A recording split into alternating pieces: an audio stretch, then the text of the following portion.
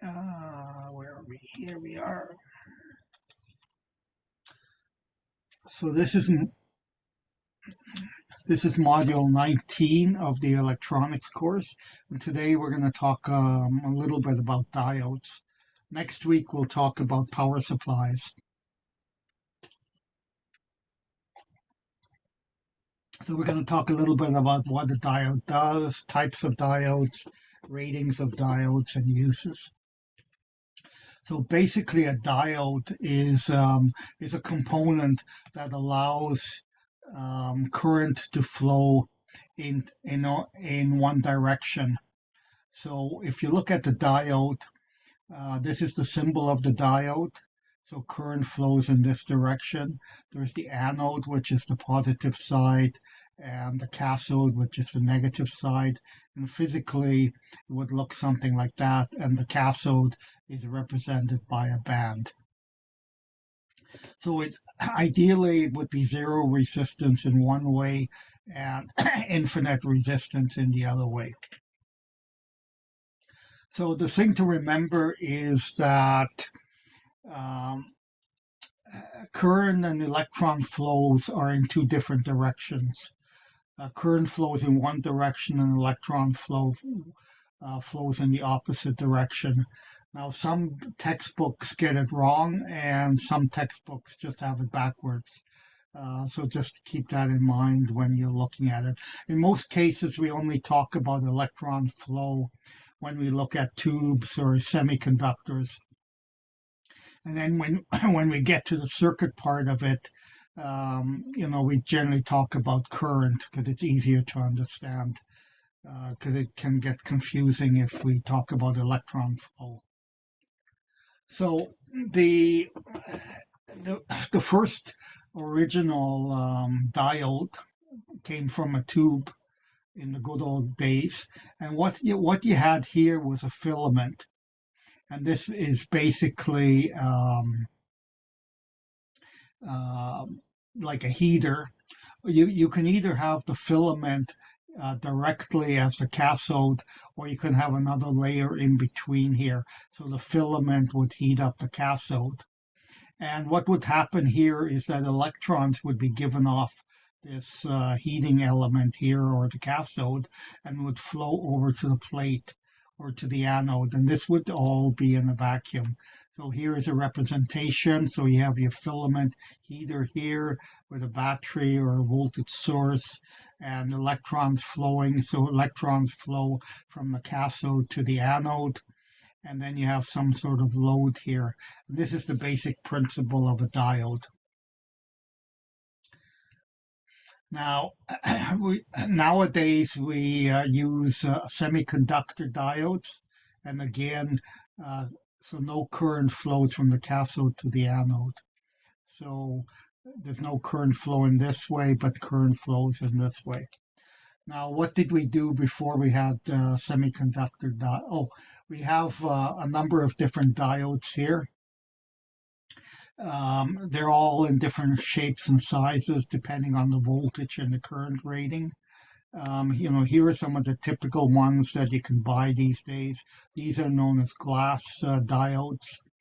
And this is more of a power type of diode that you might use in a power supply. So signal diodes tend to be low current, power tends to be higher current. Some of them are rated for higher frequencies, so there's an RF diode. There's a Zener diode, which provides a fixed voltage, which I'll show in a second. And then you also have a Schottky diode, which has a lower breakdown voltage than a normal diode. And then you also have a pin diode, which has a special layer in between the two layers of the positive and negative material.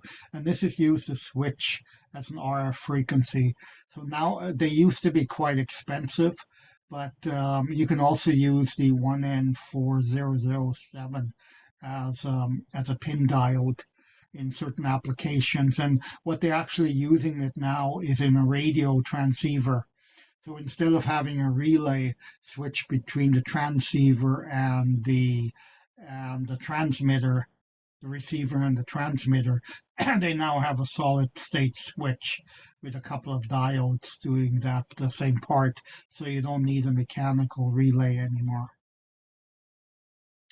Now, before that time, um, when you wanted to convert high current from AC into DC, like that was used to make aluminum, you would use a mercury arc valve, and you would basically have a pool of mercury heated up and then put power across it, and you would get AC coming in, going across the arc of mercury, and then having DC coming out. Of course, these are quite dangerous, especially if the mercury starts leaking. So these typically tend not to be used anymore. And here's one actually that comes from from Winnipeg, from the Manitoba power system, which seems to be more enclosed than this one here, where it's a glass, container with the mercury in it. Now, after the mercury arc valve, some of you may remember these things: selenium rectifiers. And basically, it's two layers of metal with some selenium in between. And again, it represents a diode. So this is a vacuum tube diode, and then this replaced it, a selenium rectifier, and the electron flow is in this direction. Now, when we get to the semiconductor diode, you have two types of material. It can either be silicon or germanium, and it has some impurities in it. It either makes an N material, which has more electrons, so it's represented by an N, and then a P-type material, which has less electrons, or you could consider it having holes where it's missing electrons, so it makes it positive. So this is again, the symbol of the diode. This is what it actually looks like, and this is how it's represented in a semiconductor, with positive material and N material. Now the intrinsic diode, the pin diode, has some intrinsic material in between the two of them, which is not positively charged and not negatively charged. So that's what makes that diode special.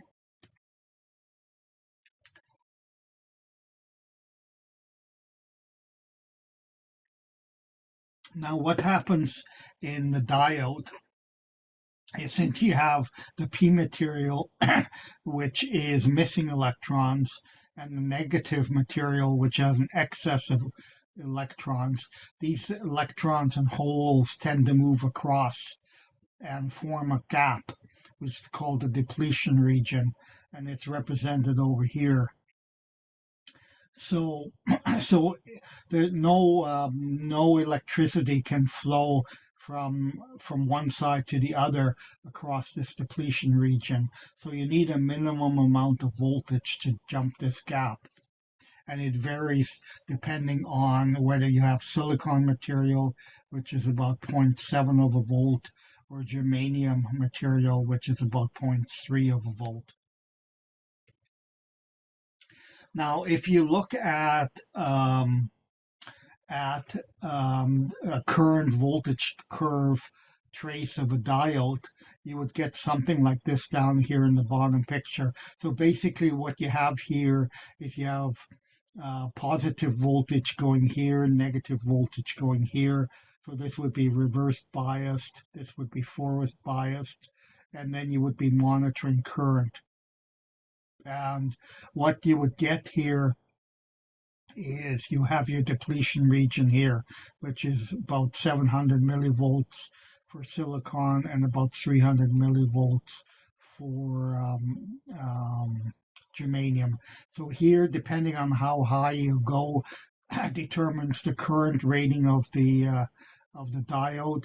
And if you look at it the other way, it's the reverse breakdown. And again, this depends on how much voltage the diode is rated for. Now, another way of looking at it is this way. So for when current only flows in one direction. So when it's forward biased, current flows, and you could consider this like a 0.7 volt battery in there, and the switch is closed. Now, and this is for example here, so current flows from positive to negative, and the light uh, lights up. Now, if it's reverse biased by either switching the battery around or by switching the diode around, no current flows. So you could look at this as reverse bias with the switch open. And in this case, because the battery is reversed, nothing flows through and the light doesn't light. So some of the uses of a diode, we'll be looking at these in more detail.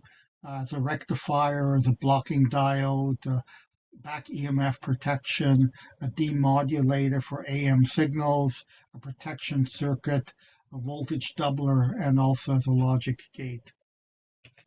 So next week we'll be talking more about power supplies, but with one diode here, you have an AC supply here and a DC supply here.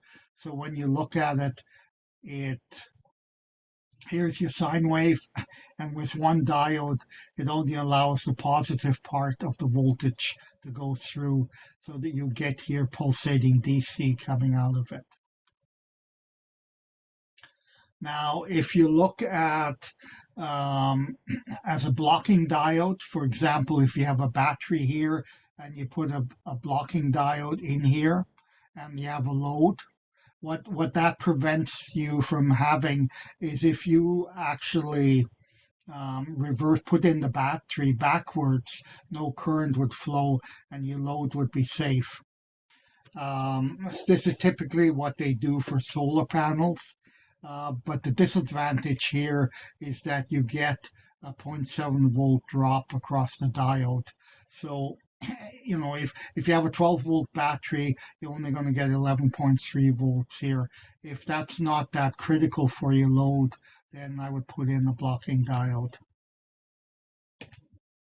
Now here's another example of solar cells that have diodes across each one of them. And so when there's no light, for example, on or shadow on one of the cells, then you have this diode, and so it still allows the current to flow even with nothing, no light being exposed on this cell, and it also prevents the reverse flow of draining your battery. The other thing here is back EMF. So typically, if you have a coil and you or like a relay, and you apply power to it, everything is fine. But when you remove the power, it creates a back EMF because the magnetic field collapses onto the coil and it creates a reverse flow. And sometimes if you have a transistor here, it can cause damage to the transistor. So to prevent this, you put in a diode. So normally nothing would flow through the diode, but when you turn it off, then it would flow through the diode and protect your switch or your transistor here. The other thing you can do here is use the diode as an AM diode detector. So here's a typical radio. Your signal would come in here. You would pass it through a diode, which would rectify it, and then coming out of it would be your audio signal. So your RF signal gets left behind. And the most simple case here is AM crystal set, which basically consists of a number of coils, a capacitor for tuning, and a diode, and then some headphones. So we may actually make one of these radios one of these days. You can also buy kits for this, and you can listen to AM radio stations this way. The other thing you can do is by putting a diode either in series or in parallel with your load, you can limit the current to a certain level.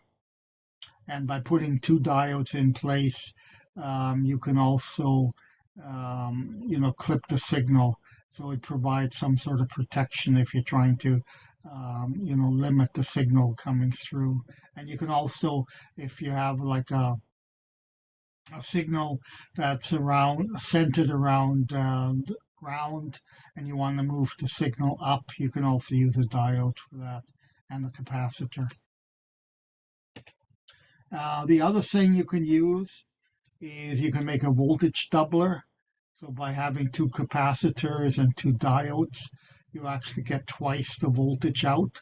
And by putting two or three or four of these in a row, you can get some pretty high voltage coming out just using diodes. The other interesting thing here is logic gates.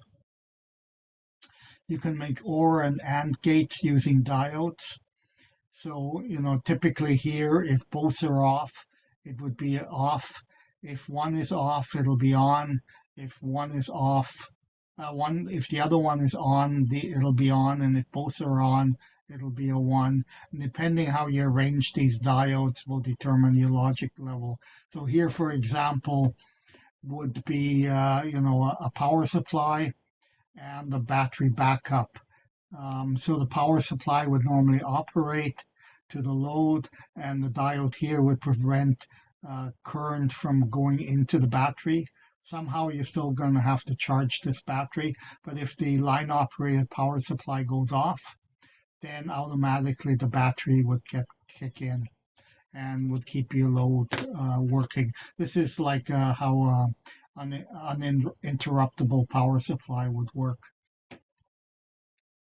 And some of the parameters that you can look at, the forward voltage, the maximum forward current. That's probably the most of the important ones, especially if you're designing a power supply. And your PIV, your peak inverse voltage. This is the maximum voltage. So usually, if you have like 50 volts, you typically go 2 or 3 times higher, and you might put in 100-volt or 200-volt diode. So there's no no risk of going higher in voltage. And I think the highest voltage you could get now is like the 1N4007, which is 1,000 volts. And these days, those diodes, and they're rated like at 1 amp, and those diodes typically cost like 10 cents now. And then you get some other parameters here. Oh, power is also important. What's the maximum power you can dissipate? And that's related to the current. And then you got some timing parameters, which usually are not important unless you're dealing with RF circuits. And here is a special diode. So you can, which is known as a Zener diode. So the Zener diode is actually designed for various voltages. So you can buy like a 5-volt, 10-volt, 20-volt, 3.6-volt Zener diode. And this voltage here is determined by the diode. So then you would put this in like this, reversed biased. You need to have a resistor in here to prevent you burning out the diode. So this limits the current flowing through, and then you get your V out at a certain voltage. It's fairly good to use, but it's somewhat inefficient because you lose some power going through the resistor. So it's not completely efficient, but this is one way of getting a specific voltage if you need it. So any questions about diodes? And we'll explore diodes in more next week when we